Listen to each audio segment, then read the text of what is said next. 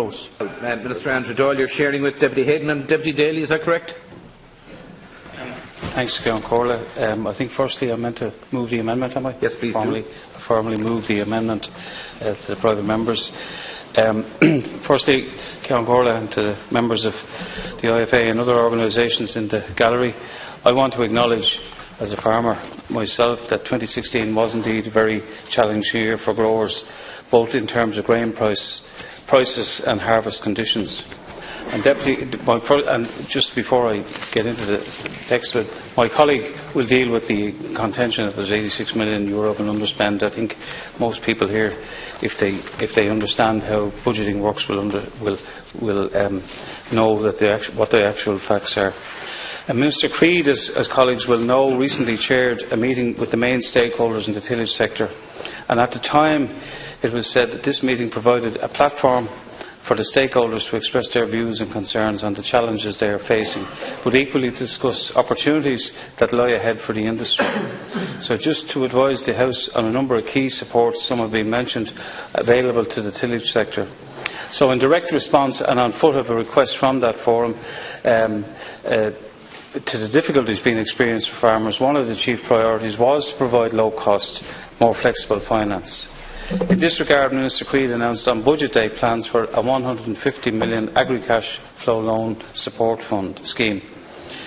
This has been developed in conjunction with the Strategic Banking Corporation of Ireland by leveraging EU exchequer funding totalling €25 million from the Department to deliver a total loan fund of €150 million, with flexible loans for up to 6 years for amounts up to €150,000.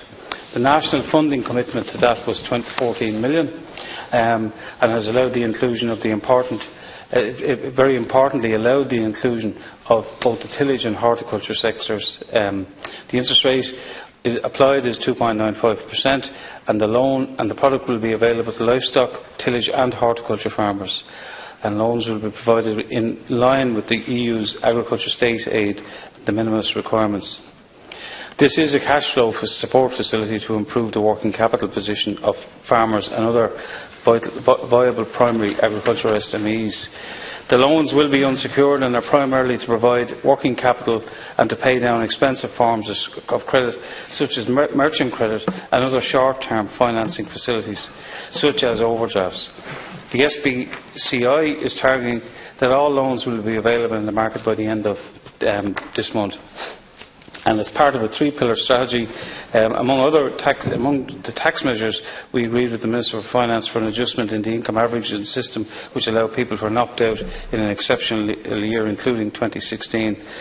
And in addition, an additional support advance payments were made last year in respect of basic payment and greening payment schemes. To date, €1.168 billion has been paid to 122,899 farmers under the basic payment scheme. In addition, payments in excess of €195 million have been made to more than 91,000 applicants under the Areas of National Constraint scheme. A commitment to development of the tillage sector is an integral part of this government's policy. Foodwise 2025 contains a number of key actions to increase the role and value of tillage. Most of these actions being identified have been put forward by the industry itself. One of them, and I know I'm under time pressure, the elimination of fertiliser tariffs and anti-dumping duties is something that could help farmers to reduce input costs. And in that context, we have asked the Commission to consider a temporary suspension of customs tariffs and anti-dumping duties on fertilisers. It is Minister Creed's intention that the Targeted Agriculture Modernisation Scheme, TAMS measure, specifically tailored to the needs of tillage, will open very shortly. This scheme will support grain growers in drying, storing and marketing their grain so as to maximise returns, and details will be made available in the near future. And Minister Creed also intends to shortly convene a follow-up meeting to that meeting I mentioned earlier of the stakeholders at the National Tillage Forum.